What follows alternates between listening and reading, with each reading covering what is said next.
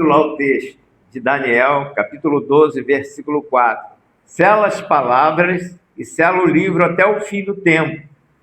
Muitos correrão de uma parte para outra e a ciência se multiplicará.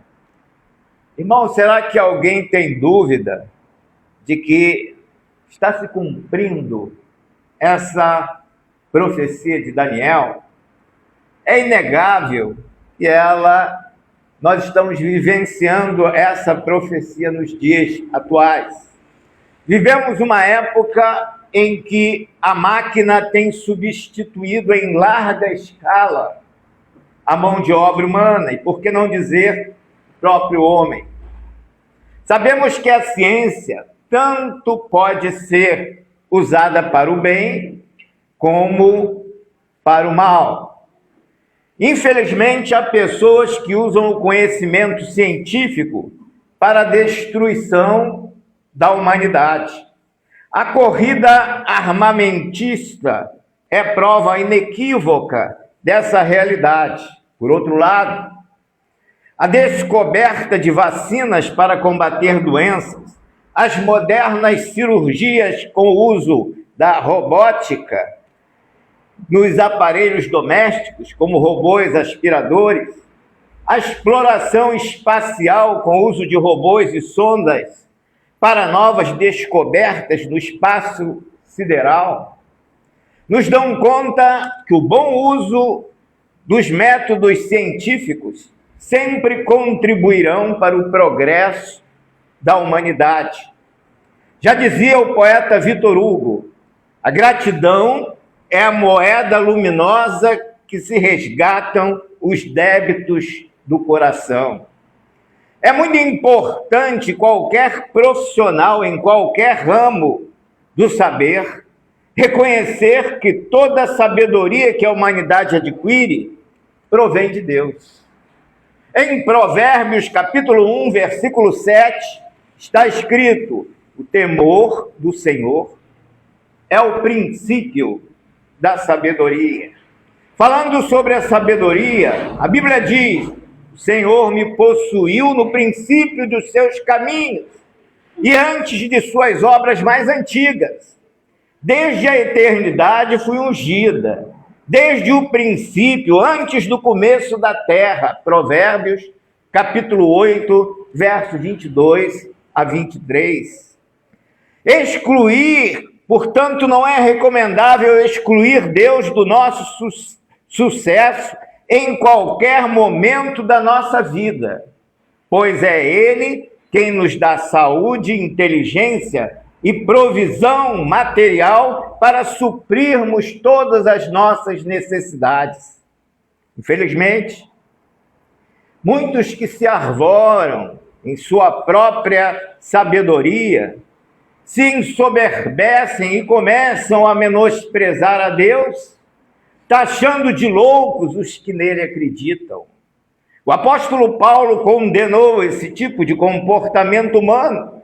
Escrevendo aos Romanos, ele adverte: porque do céu se manifesta a ira de Deus sobre toda a impiedade e injustiça dos homens, que detêm a verdade em injustiça, porquanto o que de Deus se pode conhecer, nele se manifesta, porque Deus lhe manifestou, porque as coisas invisíveis desde a criação do mundo, tanto o seu eterno poder como sua divindade, se estendem e claramente se veem pelas coisas que estão criadas, para que eles fiquem inexcusáveis.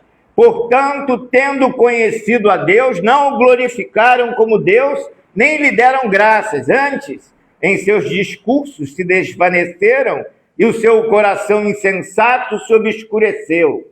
Dizendo-se sábios, tornaram-se loucos e mudaram a glória do Deus incorruptível em semelhança da imagem de homem corruptível, de aves, quadrúpedes e répteis, pelo que também Deus os entregou às concupiscências dos seus corações, à imundícia, para desonrarem seus corpos entre si, pois mudaram a verdade de Deus em mentira e honraram e serviram mais a criatura do que o Criador, pelo que Deus os abandonou às paixões infames, porque até as mulheres mudaram o uso natural no contrário à natureza, e semelhantemente varões, deixando o uso natural da mulher, se inflamaram em sua sensualidade, uns para com os outros, varão com varão, cometendo torpeza e recebendo em si mesmos a recompensa que convinha do seu erro.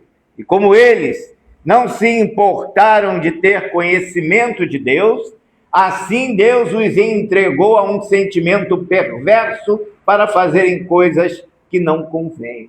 Romanos, capítulo 1, versículos 18 a 28. Roma verdadeiramente estava passando por um momento de grande imoralidade, perversão sexual, que levou Paulo a escrever essas palavras, advertindo-os contra a conduta daqueles que viviam naquela cidade. Paulo, escrevendo aos Coríntios, citou o texto de Jó, capítulo 5, versículo 12, que está escrito: destruirei a sabedoria dos sábios e aniquilarei a inteligência dos inteligentes. Em 1 Coríntios, capítulo 1, versículo 19, e em Provérbios, capítulo 16, versículo 18, está escrito: a soberba precede a ruína, e a altivez do espírito precede a queda. Abominação é para o Senhor todo aquele que é altivo de coração. Provérbios 16, versículo 5. O temor do Senhor é a instrução da sabedoria, e diante da honra vai a humildade. A Bíblia narra vários fatos de pessoas que deixaram a soberba dominar o seu coração. Exemplo de Nabucodonosor, rei da Babilônia. Vestiu-se de vaidade quando Daniel lhe contou o sonho interpretado de que a cabeça da estátua representava todo o seu poder e sabedoria sobre todas as nações da sua época. A prepotência de Nabucodonosor desagradou a Deus, que lhe mandou um recado por meio de um sonho dizendo que o poderoso rei da Babilônia iria virar um animal e comer grama e dormir no orvalho durante um certo tempo, o que ocorreu literalmente, conforme o registro bíblico em Daniel, capítulo 4, versículos 24 a 26. A Bíblia diz que nós devemos nos revestir de humildade, porque Deus resiste aos soberbos, mas dá graça aos humildes. Vem de longa data a polêmica entre ciência e fé. Essa animosidade tem se sustentado mais pela insistência e prepotência de homens materialistas que persistem em alimentar a tese de que não se pode crer em algo que não seja comprovado cientificamente, no caso de Deus. Por conta da posição dos que resistem à fé verdadeira, ciência e fé acabam se tornando irreconciliáveis. Mas uma pergunta que se faz valer sobre a questão é: existe realmente conflito entre fé e ciência? Não seria um arroubo de teimosia e vaidade, movido de forma apriorística sobre o assunto em tela? É oportuno lembrar que se existem leis que regem o estudo da ciência, há também leis espirituais que não podem ser ignoradas. A ciência atua no campo físico, enquanto a fé se dedica aos valores espirituais da nossa existência. Em que pese o fato de analisarem motivações diferentes, elas se completam. A maior diferença entre fé e ciência é que esta proporciona conforto material, ao passo que aquela, conforto espiritual, que é de maior importância para o ser humano. Infelizmente, primeiro casal, Adão e Eva, teve uma visão empírica do fruto da árvore do jardim do Éden, ao invés de se firmar no conforto espiritual proporcionado pelas seguintes palavras de Deus: de toda a árvore do jardim comerás livremente, mas da árvore da ciência do bem e do mal dela não comerás.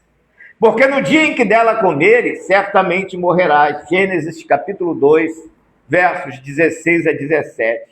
Seguindo essa esteira materialista, Esaú desprezou o alimento espiritual que teoricamente o teria sustentado até então, abrindo mão de sua primogenitura em troca de um simples prato de lentilhas que satisfaria momentaneamente o seu apetite carnal.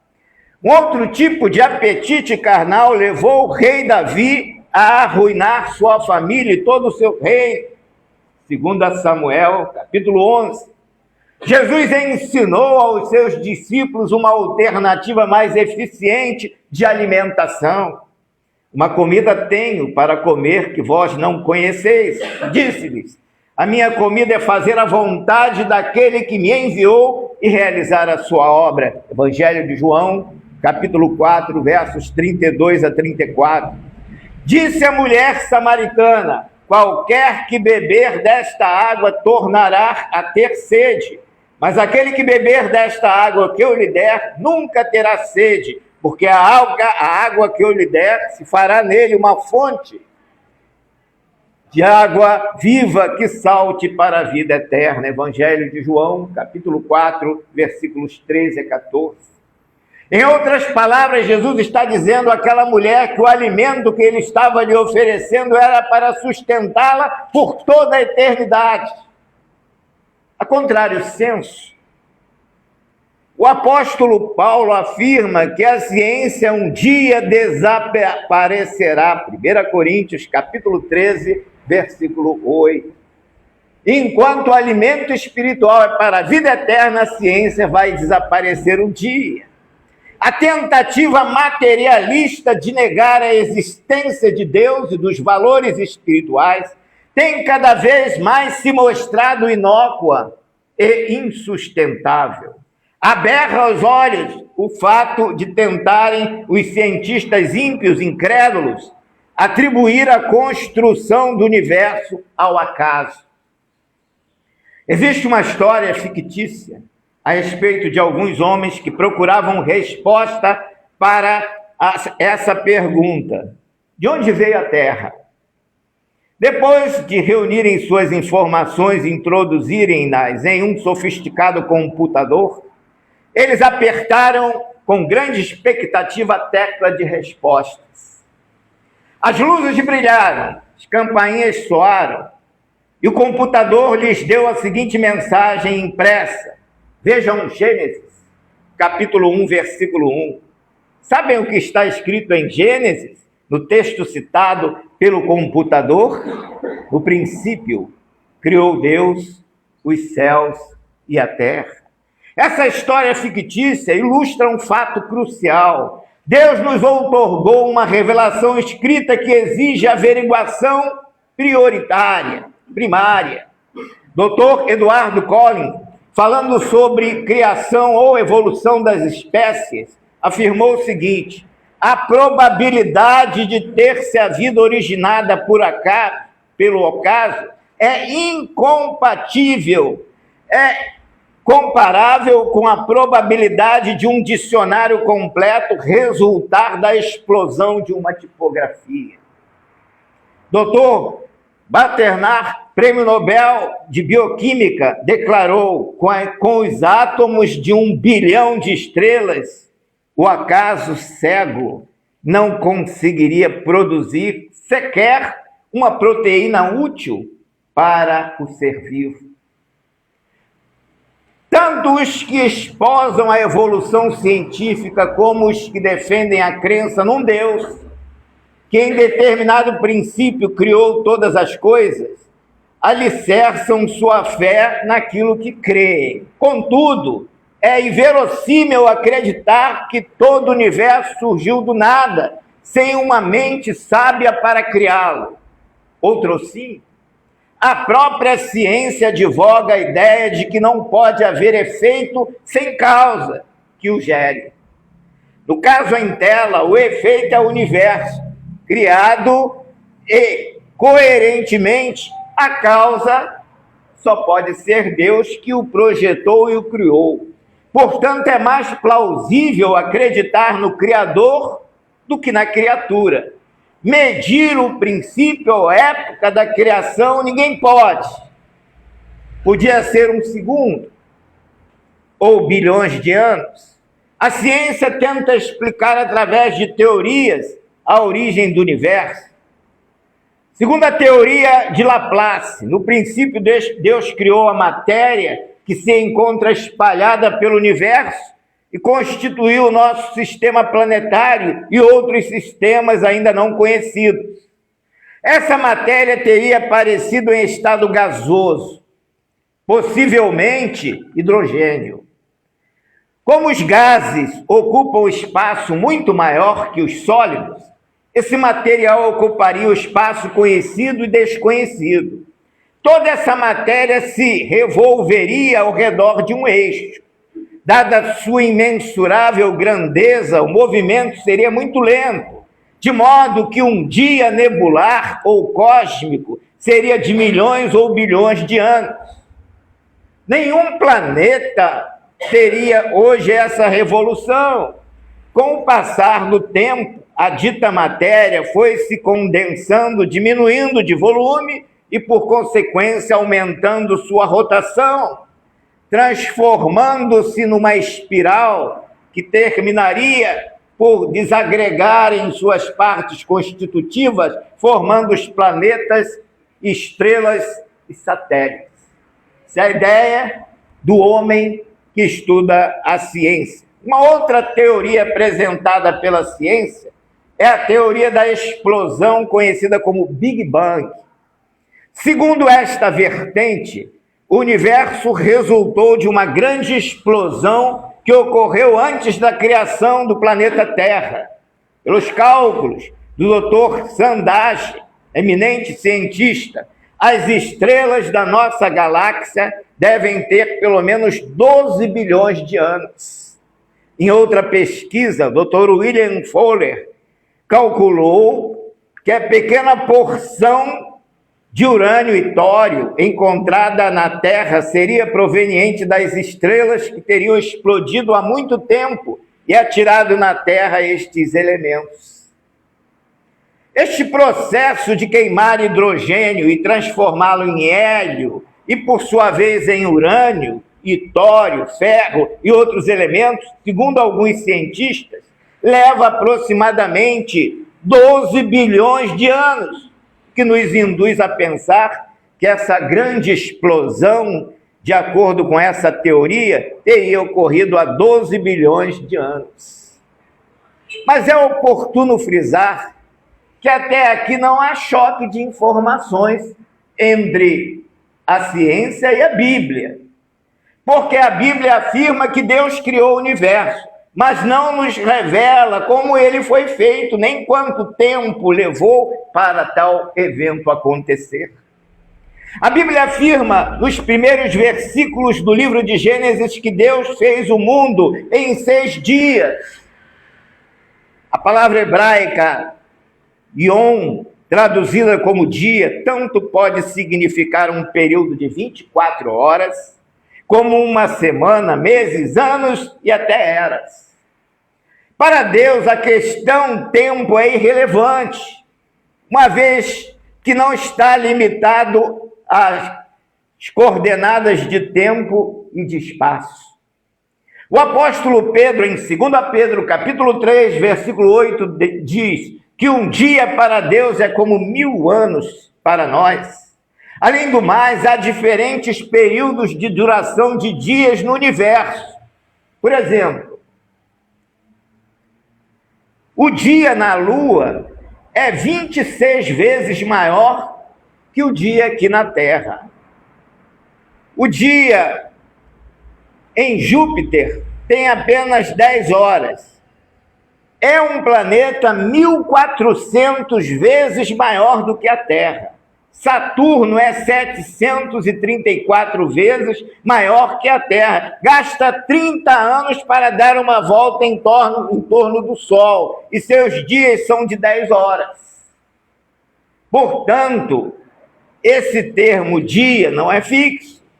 Deus, sendo onipotente e eterno, não poderia ter criado o mundo em dias de 24 horas? Poderia. Havendo restrições ao Todo-Poderoso para levar a termo os seus propósitos? Não, de forma alguma. Mas nada obsta que Deus utilizasse dias de milhares ou milhões de anos para realizar os seus planos e propósitos. Se Deus quisesse que soubéssemos o tempo devido, Ele teria nos informado como foi feito o universo e quanto tempo levou para construí-lo. Portanto, se não existe essa informação na Bíblia, ela se torna irrelevante. O que importa para nós é sabermos que foi Deus quem criou todas as coisas. Isso é que é importante. A Bíblia diz que Deus criou o universo do nada. Não existia matéria pré-existente. Se existisse tempo, matéria e espaço eternamente, não existiria Criador. Então, toda a complexidade do universo teria acontecido de maneira acidental, o que seria uma insensatez, considerando a harmonia que há no universo, no conjunto de leis que o regem. A palavra bará hebraica, traduzida por criar, só se aplica em relação a Deus para trazer à existência matérias que não existiam. Ex nihilo. Já o termo asa é a habilidade de organizar matérias já existentes em sistemas mais complexos e é usado tanto se referindo à ação de Deus como a do homem para criar coisas novas através de matérias já existentes. Quando Moisés descreve o ato da criação do universo, ele usa o verbo bará. Elohim, no princípio, criou Deus. Para formar outras substâncias de uma matéria já existente, ele usa outros verbos, tais como asa, que significa fazer, ou iazar, que significa formar, ou moldar substâncias já existentes em objetos diversos. Observem que este primeiro versículo de Gênesis, no princípio criou Deus os céus e a terra, refuta todos os conceitos filosóficos inventados pelo homem no mundo atual, tais como, primeiro, o ateísmo, a declaração de que Deus é o Criador, falo transcender a criatura e a criação, e afirma que Deus existe. Segundo, refuta o panteísmo. O que o panteísmo ensina? Que tudo é Deus. Ao afirmar sua eternidade transcendendo a criatura e a criação, ou seja, ele está acima da criação, então o que o panteísmo está ensinando é falso, porque ensina que tudo é Deus, e aqui, na criação de Deus, na eternidade, mostra que Deus é o Criador, está acima de tudo que foi criado. Descarta também o politeísmo ao afirmar que foi um só Deus quem criou os céus e a terra. Descarta também o dualismo, a teoria de que existem dois princípios mutuamente antagônicos no universo, o bem e o mal, se degladiando. É reconhecido como Criador absoluto que criou todas as coisas, sendo elas boas ou más. Refuta o humanismo, um movimento de fé moderno, monoteísta, racionalista, que afirma que o homem é capaz de autorrealização. A conduta ética moral sem precisar recorrer ao sobrenatural. Mas a Bíblia diz que Deus é o princípio e o fim de todas as coisas. Apocalipse capítulo 1, versículo 8.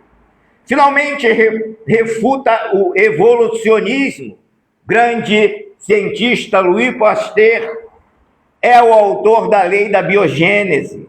Essa lei postula que só um organismo vivo pode gerar outro organismo.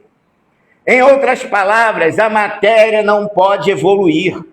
Tanto ciência quanto a fé procedem da mesma fonte. A ciência vai até onde começa o sobrenatural. Já vi médicos dizer, até aqui eu consigo, daqui para frente é só pela fé, é só com Deus. Na passagem do Mar Vermelho, a ciência tenta explicar que o povo de Israel, sob a liderança de Moisés, atravessou o Mar Seco porque um forte vento oriental comum naquela região separou as águas do mar.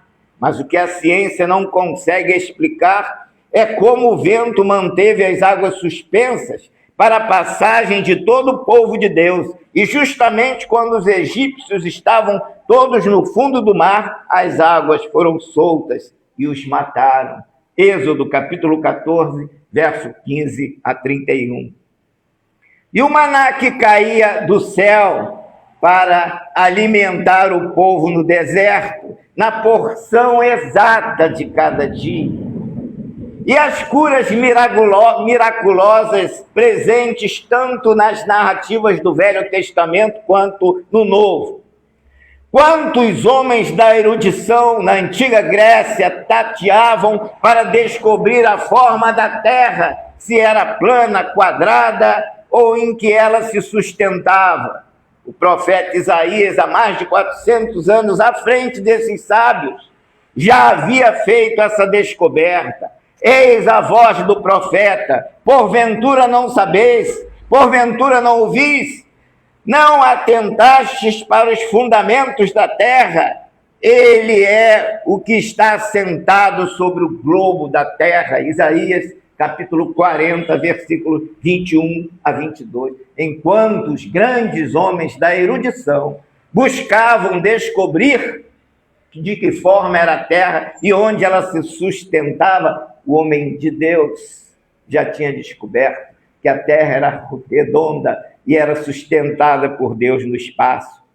Frank Borman, astronauta norte-americano que pisou o solo lunar, diante das emissoras de rádio e televisão que aguardavam sua mensagem no momento daquele extraordinário feito científico, quando qualquer ser humano natural poderia se orgulhar e exaltar, ele humildemente ajoelhou-se e fez a seguinte oração a Deus: ensina-me, Senhor, a ter contigo uma vida de comunhão, submissão, humildade, amor e fé, para que eu possa andar contigo e ser teu instrumento.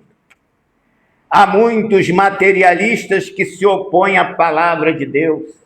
Citam o capítulo 10 de Josué, versículos 12 a 13, como um dos muitos textos falhos da Bíblia. Vejamos o que diz o texto. Então Josué falou ao Senhor no dia em que o Senhor deu os amorreus na mão dos filhos de Israel, e disse aos olhos dos israelitas: Sol, detente em Gideão, e tu, lua, no vale de Aijalon. O sol se deteve no meio do céu e não se apressou a pôr-se quase um dia inteiro. Pois bem, dizem os opositores da Bíblia, que a terra não poderia parar nem atrasar o seu movimento de translação em torno do sol, pois isto estaria ferindo as leis naturais. Passados tantos séculos, a ciência, através da informática, comprova a veracidade daquilo que a Bíblia afirma no texto de Josué, capítulo 10, versículo 12 a 13. Sr. Harold Hill, presidente da Kurt Insigne Company, em Maryland, Estados Unidos, consulente do programa espacial daquele país, relata o seguinte: cremos que uma das coisas mais extraordinárias que Deus nos tem mostrado, nossos astronautas e cientistas espaciais estavam conferindo a posição do Sol, da Lua e dos planetas. lá no espaço onde estariam daqui a 100 ou 1000 anos. Era necessário projetar a órbita do satélite artificial pela vida do satélite natural para evitar problemas mais futuros. O computador eletrônico foi posto em funcionamento tanto para frente quanto para trás. Mas, de repente, o computador para. Um sinal vermelho aparece indicando que algo estava errado, ou com a informação dada, ou com os resultados do estudo. Os cientistas responderam que deram falta de um dia no tempo passado. Coçaram a cabeça, puxaram os cabelos, mas não havia uma explicação. Um cristão que fazia parte da equipe disse: certa vez, quando assisti uma aula na escola dominical, disseram que o sol havia parado por um dia. Ninguém acreditou nele, mas por falta de outra opção, disseram: mostra-nos onde isto está na Bíblia. O texto de Josué foi mostrado. Voltaram os computadores ao tempo de Josué e descobriram que se perderam naquela época 23 horas e 20 minutos, quase o dia inteiro. Estas pequenas palavras são importantes na Bíblia, mas os cientistas ainda tinham um problema. E qual seria esse problema? Faltavam ainda 40 minutos perdidos no espaço. O crente da equipe lembrou-se de que a Bíblia dizia em outro lugar que o sol voltara. Os cientistas falaram: você está louco? Mesmo assim, pegaram a Bíblia e abriram em 2 Reis, capítulo 20. Ezequias, acamado, recebeu a visita do profeta Isaías. O profeta disse ao rei que este não morreria. Ezequias então pediu um sinal como prova e Isaías perguntou: quer que o sol progrida 10 graus ou volte 10 graus? Ezequias respondeu que seria fácil a sombra declinar 10 graus. Escolheu como sinal mais difícil, ou quase impossível, que a sombra voltasse 10 graus. Isaías falou com Deus e a sombra voltou os 10 graus. 10 graus, irmãos, somam exatamente 40 minutos. Esses 40 minutos que eles procuravam descobrir como perdidos no espaço, somados às 23 horas e 20 minutos do tempo de Josué, faz um total de 24 horas que havia faltado no cálculo dos astronautas. Não é isso maravilhoso? É também maravilhoso constatar como a ciência, através dos computadores, vem confirmar o milagre operado por Deus ao tempo de Josué e Ezequias, e assim dissipar a dúvida existente por parte daqueles que duvidaram que este fato poderia ter acontecido. E outros motivos, eu creio na Bíblia, que Deus, por esses outros motivos, Deus manda examinar as Escrituras, ao dizer: buscai o livro do Senhor e lede. Isaías, capítulo 34, versículo 16. Jesus também disse: examinai as Escrituras. Evangelho de João, capítulo 5, versículo 39. A Bíblia não manda o justo viver pela ciência, mas o que manda? O justo viver pela fé. Romanos, capítulo 1, versículo 17. Porque sem fé é impossível agradar a Deus. Hebreus, capítulo 11, versículo 6. Dentre as muitas descobertas científicas, há, por exemplo, a descoberta de Arquimedes. Quem estudou física e química sabe perfeitamente o que significa. Grande matemático e físico grego que fez a seguinte descoberta: qualquer corpo mergulhado em água perde parte do seu peso igual ao peso do volume da água que desloca. Ao fazer tal descoberta, Arquimedes gritou entusiasmado: Eureka! Eureka! Que significa achei, achei. Muitas outras descobertas científicas surgiram ao longo da história, Porém, há uma que, não sendo científica, se tornou a mais importante de todas para a humanidade. A descoberta feita por André, discípulo de João Batista, que descobriu a Jesus. Logo após o seu encontro com Jesus, tendo-o aceitado como Salvador e Senhor da sua vida, ficou tão maravilhado que foi imediatamente dizer, e certamente com incontida alegria, a seu irmão apóstolo Pedro: achamos o Messias, aquele ansiosamente esperado pelo povo de Israel, de quem falaram os profetas. Evangelho de João, capítulo 1, versículo 41. De fato, encontrar a Cristo é ter com Ele a experiência regeneradora, é fazer a maior descoberta das nossas vidas. Sabem por quê? Porque só Ele satisfaz os mais profundos anseios das nossas almas. Como diz Dostoiévski, filósofo russo, o coração humano tem um vazio do tamanho de Deus. Só Deus pode preencher o vazio que há no coração da alma humana. Na França, um senhor de 70 anos viajava de trem ao lado de um jovem universitário que lia um livro de ciências. O senhor, por sua vez, lia um livro de capa preta que o jovem logo identificou como sendo a Bíblia. Sem muita cerimônia, o jovem interrompeu a leitura do idoso dizendo: o senhor acredita nesse livro, cheio de fábulas, mentiras e crendices? Sim, mas não é um livro de crendices, nem de fábulas, é a palavra de Deus. Estou errado? Disse o Senhor com ar de desprezo e zombaria. O jovem respondeu: claro que está. O Senhor deveria estudar mais livros científicos. O senhor está errado em ler esse livro, gastando o seu tempo com essa leitura, ao invés de ler livros escritos por escritores sábios. Somente pessoas sem cultura, analfabetas, creem na história que Deus criou o mundo em 6 dias. O senhor deveria ler um pouco mais sobre o que os cientistas dizem sobre isso. É mesmo? Perguntou o Senhor. E o que dizem os cientistas sobre a Bíblia? Bem, respondeu o universitário, agora eu vou descer na próxima estação, mas deixe-me o seu cartão que lhe enviarei o material pelo correio. O idoso pegou o seu cartão e o entregou ao universitário.